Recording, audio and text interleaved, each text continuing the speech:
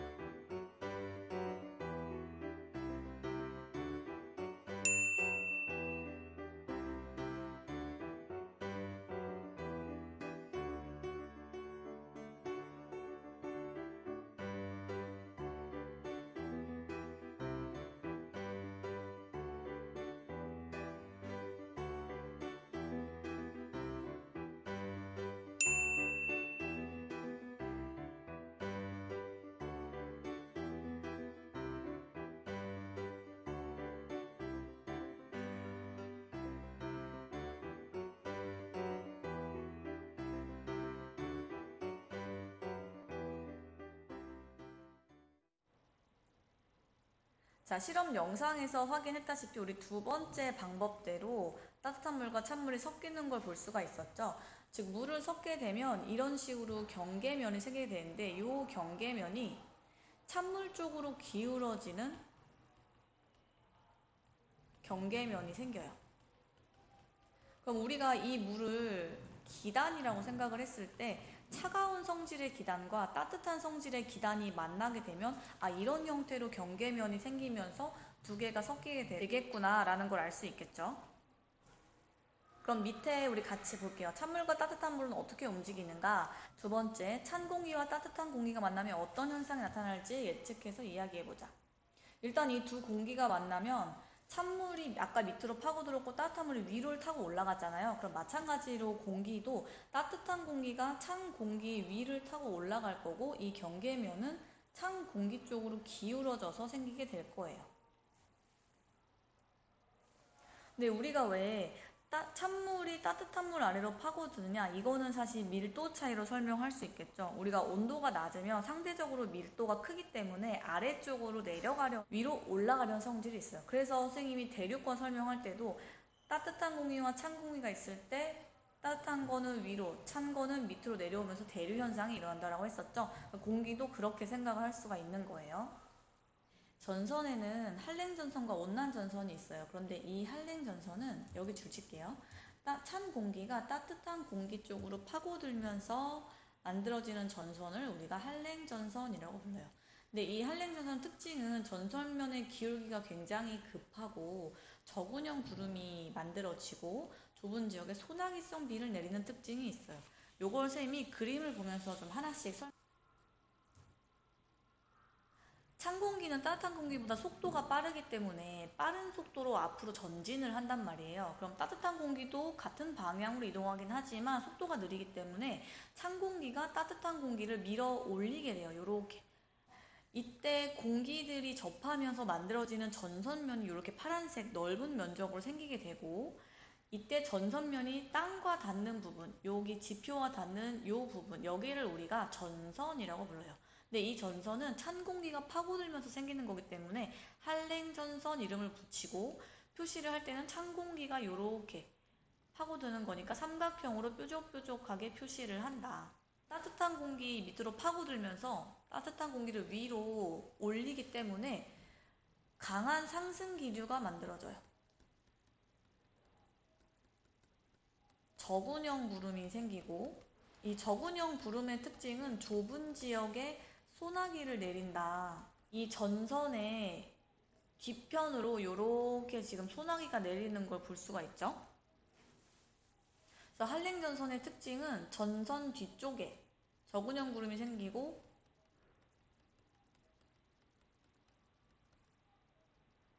그 다음에 봐야 될 게 전선의 방향을 볼 건데 뾰족한 삼각형이 이렇게 앞으로 나와 있죠.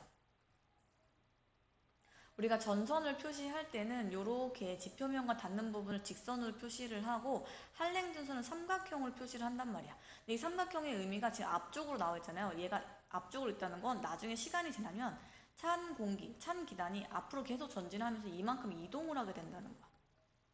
그래서 이 삼각형의 의미는 전선의 방향을 의미를 하는 거예요. 그리고 이제 하나 더 봐야 될 게 한랭전선의 특징은 전선 뒤쪽에 비를 내린다고 선생님이 얘기했었죠. 이 전선을 기준으로 전선의 뒤, 여기가 앞 이런 식으로 표시를 해요. 그래서 한랭전선의 특징은 예를 들어 여기 지금 집이 보이죠? 그럼 한랭전선이 다가온다 하면은 날씨가 어떻게 변하냐면 지금은 내가 사는 집이 따뜻한 공기에 위치해 있어. 그래서 기온이 높단 말이야. 근데 시간이 점점 지나면 한랭전선이 찬 공기가 밀고 들어오면서 한랭전선이 이렇게 앞으로 전진을 하게 될 거야. 이만큼. 한랭전선이 오기 전까지는 따뜻한 공기를 가졌는데 한랭전선이 오니까 공기가 차가워졌죠. 그래서 기온이 하강하는 날씨 변화가 생기게 된다. 우리가 이렇게 전선이 다가오고 있다라고 하면은 비를 내릴 가능성이 있고, 왜냐면 성질이 다른 두 기단이 섞이면 보통 비를 많이 내리거든요. 그래서 비를 내릴 수 있고 온도 변화가 생길 수 있다. 자, 온난전선의 특징은 얘도 찬 공기랑 따뜻한 공기가 만나는 거는 맞아요. 따뜻한 공기가 찬 공기의 위를 타고 올라가면서 만들어지는 전선이 돼요. 그래서 이 온난전선은 전선면의 기울기가 완만하고 타고 올라가서 천천히 구름이 생기기 때문에 상승 기류가 약해서 층운형 구름이 생기고 넓은 범위에 걸쳐 지속적인 이슬비가 내리게 된다. 자, 이번에는 따뜻한 공기가 바람을 타고 이동을 하게 돼. 그런데 앞에 지금 찬 공기, 찬 기단이 있죠. 이렇게 두 기단이 만나게 되면 따뜻한 공기는 성질 자체가 밑으로 파고들 수 없는, 즉 밀도가 작기 때문에 위를 타고 올라가야 되기 때문에 찬 기단에, 찬 공기의 위를 이렇게 타고 올라가요. 그럼 어쨌든 공기가 상승을 하는 거기 때문에 구름이 생성되게 되겠죠? 층운형 구름이 생긴다. 넓은 지역에 이슬비, 지속적인 비를 내린다. 요 파란색 네모 박스가 따뜻한 공기와 찬 공기가 만나는 전선면이 되겠고, 요 선을 우리가 전선. 근데 이거는 지금 따뜻한 공기가 위를 타고 올라가면서 만드는 거기 때문에 온난전선이라고 부른다.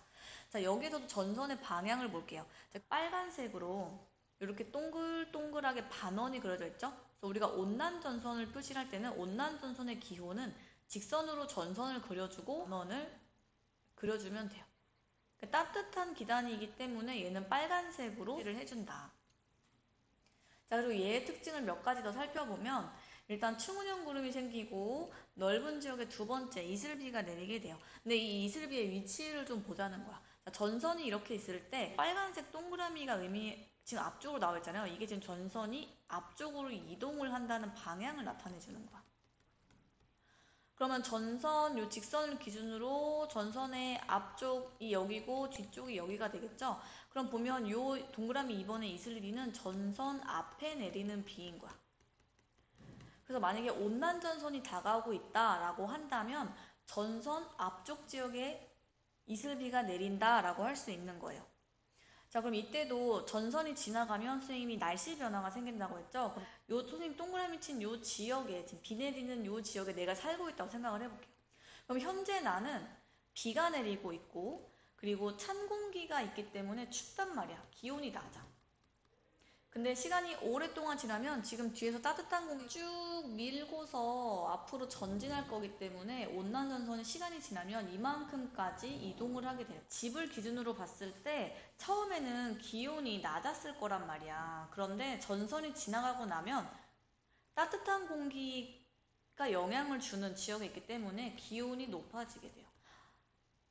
온난전선이 오기 전에는, 즉 지나가기, 온난전선의 앞에 있었을 때는 비가 내리고 있었지만 온난전선의 뒤편은 비가 내리지 않잖아요. 여기는 지금 비가 안 내리잖아. 그 온난전선의 뒤편은 비가 내리지 않으니까 지금 이슬비가 내리다가 전선이 지나가고 나면 비가 안 내리고 맑은 날씨가 되게 된다. 자, 한랭전선과 온난전선의 특징 정리해 볼게요. 일단 전선면의 기울기가 급하고 온난전선은 완만하다. 한랭전선은 적은형 구름이 생겨서 전선 뒤쪽에 소나기를 내리고, 온난전선은 층운형 구름이 생겨서 전선 앞쪽을 타고 올라가면서 생기는 구름이니까 전선 앞에 지속적인 이슬비를 내린다. 자, 그리고 날씨 변화. 전선 통과 후 얘는 기온이 하강하게 되고, 자, 그다음에 하나 더. 이 날씨 변화가, 이 한랭전선 선생님 아까 설명 못했는데 전선 통과하기 전에는, 전선 앞에는 비가 안 내렸잖아요. 얘는 맑은 날씨야. 근데 전선의 뒤편에는 강한 소나기가 내리죠. 그래서 여기는 비가 내리게 되고, 전선이 통과하고 나면. 그 다음에 온난전선은 통과 후 기온이 상승하게 되는데 전선 앞쪽에 이슬비가 내리니까 이때는 비가 내리다가 전선이 통과하고 나면은 맑은 날씨가 된다. 일기예보에서 전선이 오고 있다라고 하면 비가 내릴 가능성이 있고 기온 변화가 생길 가능성이 있다. 자, 교과서 계속 읽어볼게요. 자, 전선을 경계로 기온, 습도 등이 크게 달라지기 때문에 전선이 통과하는 지역은 날씨가 크게 변한다. 근데 이 한랭전선과 온난전선을 보면 여기 별표를 좀 쳐볼게요. 이 한랭전선은 사실 온난전선보다 이동 속도가 굉장히 빨라요. 그래서 시간이 지나면 이 한랭전선이 온난전선을 따라잡으면서 겹쳐지는 현상이 되는데 우리가 이거를 폐색전선이라고 불러요. 시간이, 여기도 줄칠게요. 시간이 지나 두 전선이 겹쳐지면 폐색전선이 된다. 그리고 얘네들이 한랭전선과 온난전선이 합쳐져서 오랫동안 한 곳에 머물게 되면 정체전선이 만들어져요. 그래서 세 번째의 전선은 폐색전선, 네 번째가 정체전선이 되겠다. 그래서 이 폐색전선과 정체전선은 우리나라 여름에 이 북태평양 기단이, 우리나라가 이렇게 있을 때 이렇게 사방에서 오는 기단들이 있었죠? 북태평양 기단은 여기서 오는 기단이지. 그러니까 얘가 여름철 영향을 주는데 얘가 다른 기단과 충돌을 하게 되면은 폐색전선 혹은 정체전선을 만들면서 많은 비를 뿌리게 돼요. 요것도 선생님이 설명을 마저 할게요.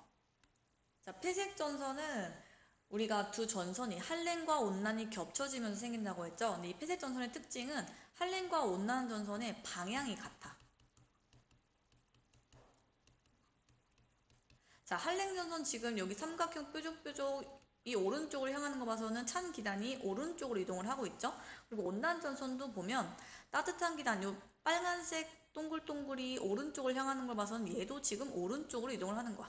즉, 방향이 동일한데 얘가 이렇게 속도가 더 빠르기 때문에 겹쳐지게 될 거란 말이에요. 그럼 겹쳐지면 우리가 어떻게 그릴 수 있느냐?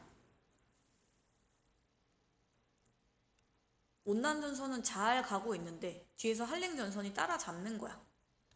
그러면 두 전선이 이렇게 겹쳐지게 되겠죠? 그래서 우리가 회색 전선은 기호로 표시를 할 때 빨간 동그라미, 파란 세모를 반복적으로 그리면서 회색 전선을 표시를 해준다.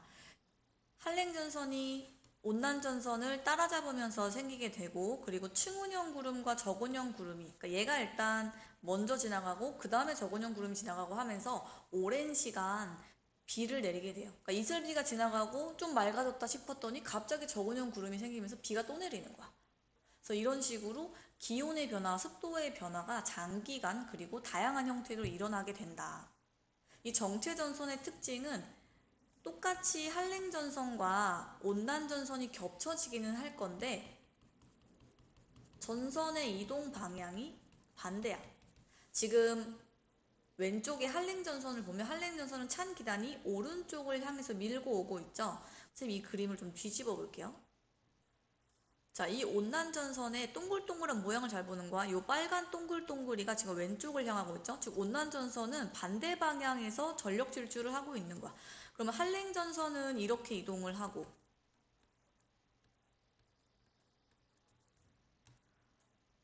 온난전선은 이쪽 방향으로 이렇게 이동을 하는 거야. 얘네가 중간에서 결국에는 만나게 될 건데 만나면 한랭전선은 계속 오른쪽으로 이동을 하려고 하고 온난전선은 왼쪽으로 이동을 하려고 하기 때문에 이런 형태의 전선이 생겨요. 우리가 이런 전선을 정체전선, 이동하지 못하고 한 지역에 오랫동안 머물러 있게 되면서 층운형 구름과 적운형 구름이 동시에 생기기 때문에 강력한 비를 내리게 되고, 특히 이 전선은 우리가 다른 말로 장마전선이라고 부르기도 해요. 그래서 초여름에 이 북태평양 기단과 오호츠크의 기단이 만나서 세력 다툼을 하면서 한랭전선과 온난전선이 이렇게 정체전선으로 만나게 되면 강한 소나기, 강한 비를 지속적으로 내리면서 날씨 변화, 온도 변화, 습도 변화 이런 것들을 일으키게 돼요. 우리 아침마다 일기예보 보면 기상청에서 이런 사진 본 사람들 있을 거야. 자, 여기 보면 이렇게 가로로 길게 이렇게 구름띠가 있는 게 보이죠? 이게 실제로 만약에 전선을 선생님이 그리면 북서쪽에서 내려오는 한랭전선과, 그러니까 한랭전선은 지금 이 방향으로 내려오는 거겠지? 그리고 남동쪽에서 올라오는 온난전선, 이 온난전선은 북태평양 기단이 올라오는 거겠죠? 그럼 온난전선은 이 방향으로 전진을 하려고 할 거야.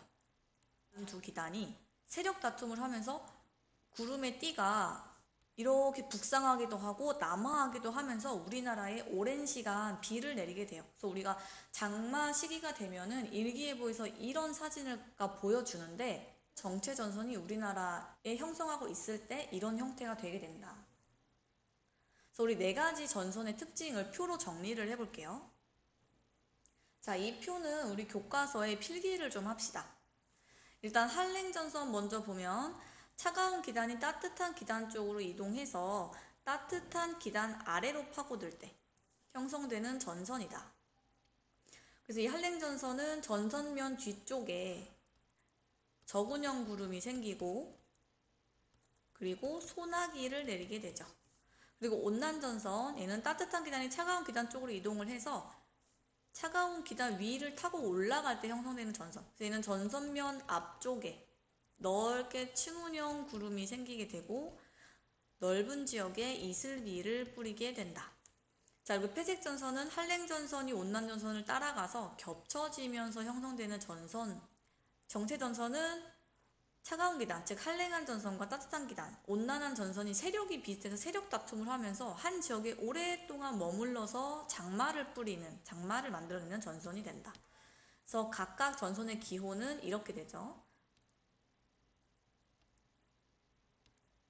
그래서 오늘 수업은 여기까지 할 거고 교과서 필기를 잘 해두었다가 등교했을 때 그때 제출을 해서 확인하면 되겠습니다. 자, 그럼 우리 다음 시간에 만날게요. 안녕.